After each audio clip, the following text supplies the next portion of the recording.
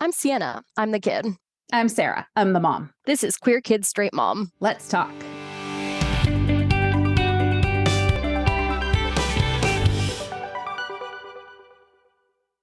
Hi.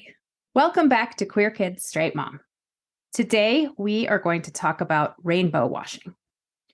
Quick definition, according to Urban Dictionary, rainbow washing is the act of using or adding rainbow colors and or imagery to advertising, apparel, accessories, landmarks, in order to indicate progressive support for LGBTQ equality and earn consumer credibility, but with a minimum of effort or pragmatic result. Yeah, I mean, I would also add that a lot of the times people or corporations will throw rainbows on something while actively donating to anti-LGBTQ politicians or organizations, et cetera, et cetera. So beyond just a minimum level, sometimes it's actually the reverse, I don't know, like Reverse support. a negative level. We will definitely cover that because I have read up a bit on that and found some interesting information. It's become pretty popular lately, especially during Pride Month, that everybody slaps a rainbow on their product, and it's kind of what's called performative activism, right? That you're displaying this thing that indicates your support for a group of people and conveniently is also colorful and aesthetically pleasing. You know, people are more likely to say, oh, I can show my support by wearing this really cute rainbow shirt. And if you're like me and you're still 8 years old and you're like, unicorns and rainbows make everything better, then you have a pretty active consumer base that finds this a way to just buy in with minimal discomfort, right? Ooh, shiny. Exactly. Bright colors. I love it. I can support this cause. When companies put out these pride-based lines and don't provide any information on, is any of the money we make off of this going to a cause, or what cause is it? Do they just vaguely say, by buying this, you're supporting the LGBTQ community? Or are they actually like giving you numbers? Another one I thought was really interesting as I was reading kind of what qualifies as rainbow washing and what to look for, I guess, is using LGBTQ plus employees as props in Pride-related marketing materials, or hiring queer creators for Pride projects and then not really paying them, or not paying them just not really a working wage, but hey, you're donating to a cause. How about you create this with us? And then not really compensating them for that work. You get employed for this month and this month only. Yeah, giving back to the community in June, but not really the rest of the year. Or like you said, doing things that are sort of actively hurting the community for the rest of the year. Within the community, as you know it, are there like known villains? Like, we all know this company does this. The ones that pop into my head that tend to be like more service providers, I think, since then those tend to be like the really big companies. So things like phone, like AT&T and Verizon, I think have both done that. I would actually really recommend going and checking out Matt XIV or Matt 14. I actually don't know how it's supposed to be pronounced, but on Instagram, because they have some really good posts on there about that. He made one specific one that was literally a series of like, here's this company's cute little Pride logo, and here's how much they've donated to politicians. And I do remember that a lot of them were phone companies, but I don't remember them specifically off the top of my head. And it's just a great post. So I would totally recommend checking that out. Yeah, that sounds great. I would recommend looking at that. I also found a couple of other graphics that I'll link to on the website that once I dove in, that information is pretty easy to find out there. So if you're interested in which companies are making a cute rainbow avatar during June and then giving money to Mitch McConnell, say, definitely check these things out. There is a newsletter I found called Popular Information, which is dedicated to accountability journalism. And I thought this was a really interesting cross-reference. So the Human Rights Campaign has a scorecard that they rank businesses on being LGBTQ friendly, their corporate equality index. But that index doesn't consider political donations. So there are actually quite a few corporations that have created an image of supporting LGBTQ rights, maybe through hiring or working conditions or things like that, that give them really great scores on the Human Rights Campaign's index. But they're also donating a whole lot of money to members of Congress who get 0 ratings on the Human Rights Campaign congressional scorecard. So that's kind of fascinating to look at. I will link to that. CVS is an example. They got a perfect score on their corporate equality index, made their avatar a cute rainbow heart in June. They signed a letter expressing concern about anti-LGBTQ legislation. So, on their website, they claim to be proud of their commitment to eliminating discrimination in healthcare coverage. There's a whole lot of boxes they're checking. But through their corporate PAC, they've supported sponsors of anti-trans legislation in Texas, North Carolina, and Tennessee. My good sir, you are responsible for the anti-LGBTQ legislation you are claiming to oppose. Right. It's a fascinating cycle.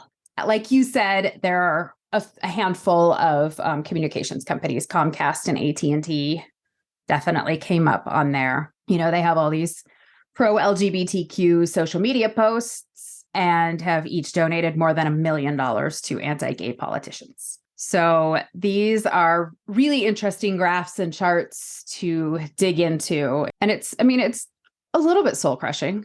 You're like, I love this company. I love that they're doing this. I'm so glad we get our phone service from them. And then you find out that they're like bankrolling the enemy, and like, aw, bummer. So yeah, spoiler alert, it's almost as though big corporations are not your ally when you're looking for basic human rights. Yeah. Let's see.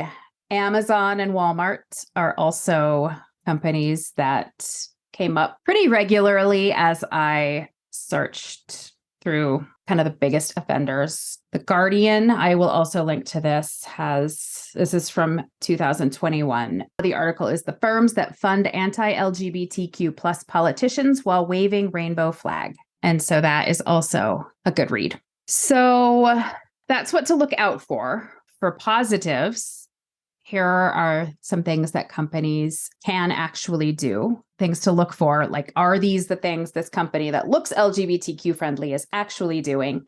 And some examples of companies that are doing this. Representation is one. So, for example, Procter & Gamble worked with GLAAD on the Visibility Project, which aims to increase LGBTQ representation in advertising. So through their collection of brands, including Charmin and Tide, they've worked to portray LGBTQ experience in their marketing and advertising. Donations, that's a pretty basic one, but you want to be able to see what organizations they're donating to. Like, is it a stock? Like, we'll donate to a pro-LGBTQ charity. It's nice when they're like really specific about ways that they're trying to help. Bombas, the sock company, donates a pair of socks to a homeless individual for every pair they sell. And they have really recently focused on Black transgender individuals. This was a shocking statistic that you probably, or not statistic, but figure that you probably already know, but Black transgender people experience homelessness at a rate of 5 times the general population. Things like that are specific, like they show to me that the company has done their research on like, what are ways that we can actually be focusing on the people that we're trying to help. Encouraging activism. The Body Shop has encouraged consumers to sign a petition supporting the Equality Act and promise to donate $1 to the Equality Federation for every signature they get. So, just kind of like giving people a nudge to get involved. Or the companies that pulled out of North Carolina after the anti-trans bathroom legislation. Deutsche Bank and PayPal are 2 examples of companies that were set to expand in the state and canceled their plans after that legislation. Outreach, Kellogg's, together with Pride Cereal, both donated money to GLAAD and to supporting homeless LGBTQ youth. And they provided a place to write pronouns on the box, which they felt was a way to reach parents who might not be getting a lot of positive or even unbiased information about pronouns through the media they might be watching, and a way for kids to see that there are people out here that recognize our gender identity and, a way to like make that feel more legitimate. The cereal box, has always, and probably less so for your generation, but like we all sat around reading the cereal box. And I feel like putting that on the cereal box is a way of like, this is for you, employment. Glassdoor has a list that I will also link to of the best places to work for LGBTQ plus employees. Topping that list are Google, Microsoft, HEB, Lululemon, and Deloitte. And then creating products for LGBTQ plus consumers.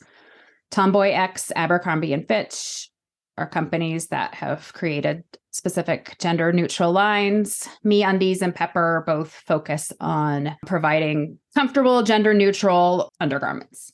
Those are signs that companies are doing the right thing. Do you have anything to add to that?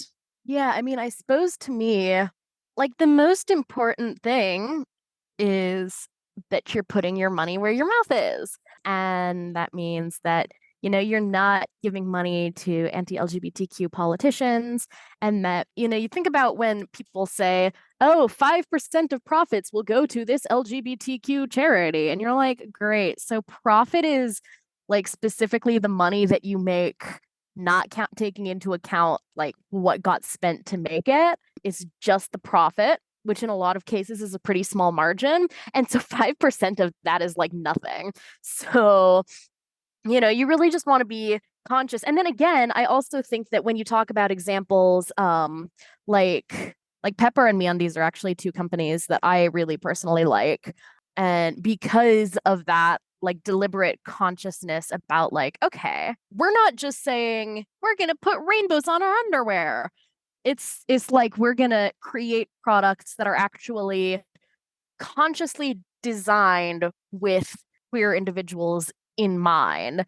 And that I think is something that I would really like to see a lot more of. Like it shows a level of thought and awareness. And there was probably a queer person in the room for this that just slapping a rainbow on something really doesn't show.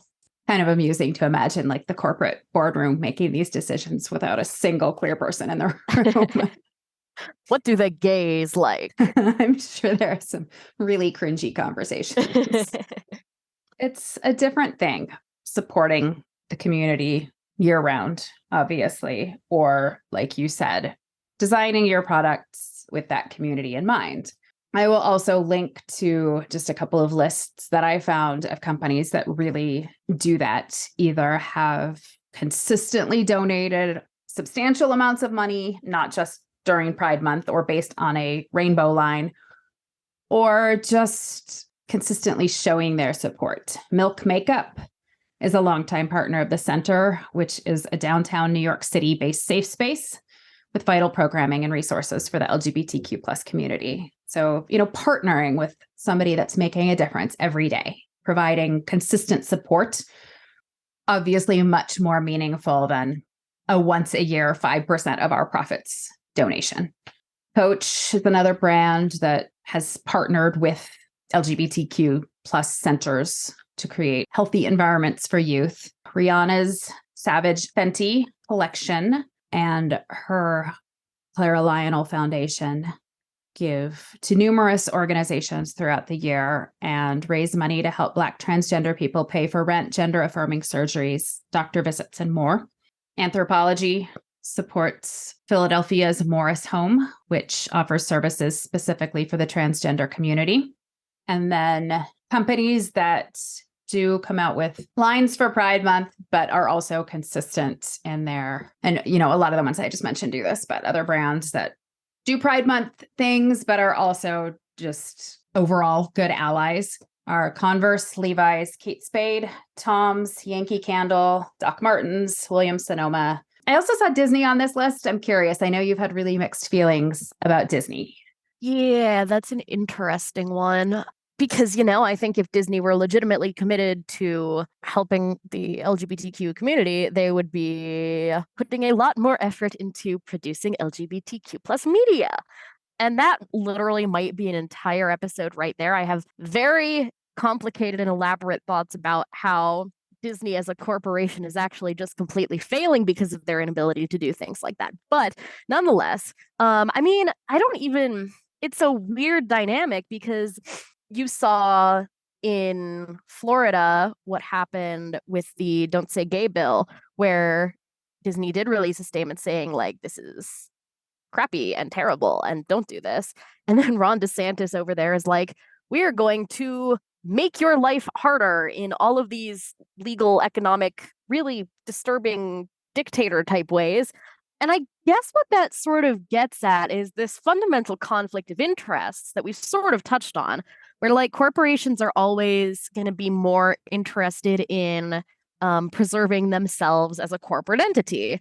And so they, by nature of their existence, are not going to be as interested in standing up for a community that in a lot of places across the country and the world is still very, very marginalized, especially if it's going to be cutting into their profits, or in this case, making it harder for them to operate in like basically their home state. So it is sort of a fundamental, again, conflict of interest where I'm like, okay, so some of these companies are doing decent things, but at the same time, like I know that helping queer people is never going to be their first priority. And when it really comes down to the line, like they're going to fall on the side of profit, not on the side of helping people. I have so many questions I want to pursue about Disney. Let's do that next time. Let's do a Disney episode.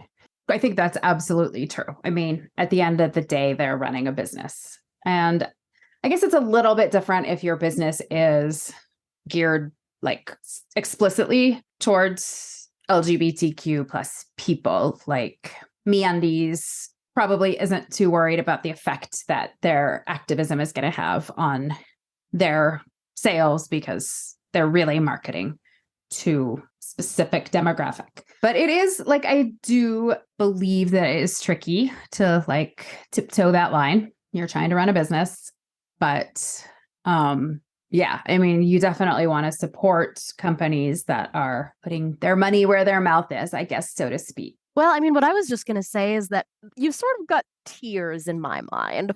Supporting big companies also isn't your only option. Like, there are lots of great local businesses who make supporting the queer community a foundational part of their business model. I'm thinking here a lot of like local indie bookstores, and I know a couple of like specifically queer bookstores, but also just about every indie bookstore I can think of is very actively supportive of the queer community, hires a lot of like I swear to God, every time I walk into a bookstore and buy a book from someone, it's like a gay teenager I knew in high school. But like hires a lot of queer people, makes a point of stocking like a lot of queer books to the point where sometimes then I go to Barnes and Noble and I'm like, I forgot how many straight books there were in the world. And so it's, I mean, I say this because like I go to a lot of bookstores, so I'm probably more exposed to those than anything else. But, there are other local businesses that do the same thing, restaurant, clothing stores. And of course, I have a whole other thing about like financial accessibility. But, if you have the choice, if you're like, I'd like to go buy myself a book or a sweater or a box of chocolates, then choose to go to a company or a local business that is supportive, because those businesses that build supporting the queer community into their business model, in my opinion, are just a lot better than supporting a corporation, no matter how good that corporation is. And it's, at the same time, you're also putting your money back into your local community. And I think, like, from a moral perspective, I just find that to be a lot more desirable. Now, in my personal hierarchy, like, obviously, that's not always an option. So if I'm doing something where I'm buying someone a present, if I'm getting myself something nice, I always want to go to a local business. If I am doing something that's more of like, okay, I kind of need, I need to get myself groceries, like, okay, I'll go to a bigger store. I mean, if my goal is to be able to be at a point of financial stability where I can, go to the farmer's market or whatever. But there's a level of where things become necessities that I'm like, okay, like you don't really have a choice. So you're going to go to a chain grocery store or whatever if you have no other option. And then personally, there are also companies like Walmart and Amazon that I'm just not interested in buying from unless it's an absolute emergency, or textbooks. I will buy textbooks from Amazon because textbook companies are the worst. Again, different subject. But point is, so there's sort of that hierarchy in my mind. And if you're gonna buy like a cute shirt to wear to Pride or whatever, then buy it from a local store or buy it from a small creator on Etsy or something like that. Like there are really good places to give your money to if you genuinely want to support, small queer creators. And so kind of establishing that hierarchy in your mind can be a helpful way of being like, okay, this is how I'm going to choose where I spend my money in this case. That is such a great point. I really had like my information was mostly focused on large corporations. So I'm really glad you brought that up and would love to have anybody that's listening. If you're comfortable doing it, comment. It doesn't have to be where you live. It could be a place you visit, but just the name of a city and like a local business that you have been to that you would like to amplify in this context.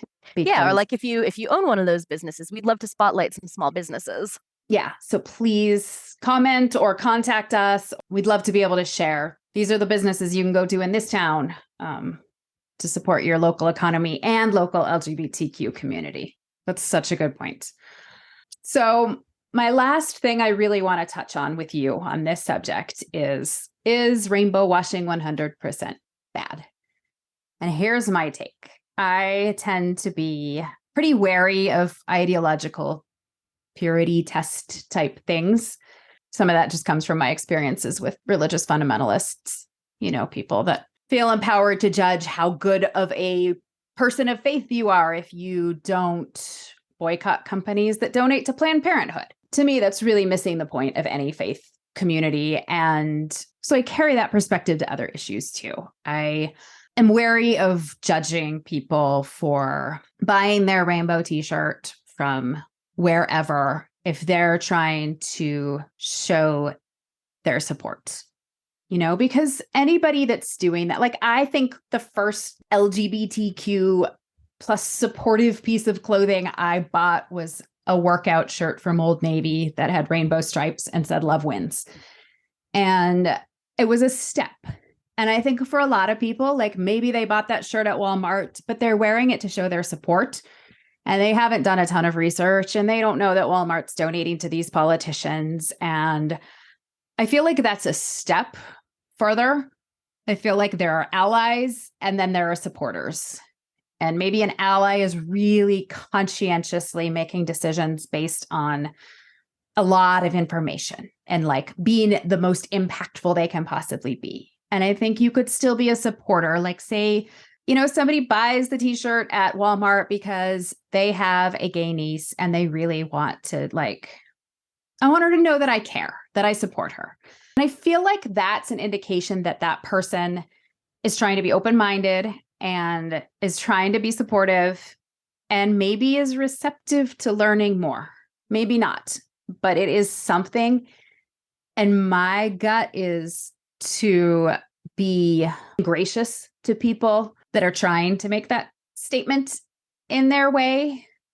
That being said, if you're carrying a rainbow flag and voting for Ron DeSantis, that's kind of like carrying a pro-life sign and then voting to restrict SNAP benefits. You're hurting the people that you say you want to help. But if you're not at that point, I don't know.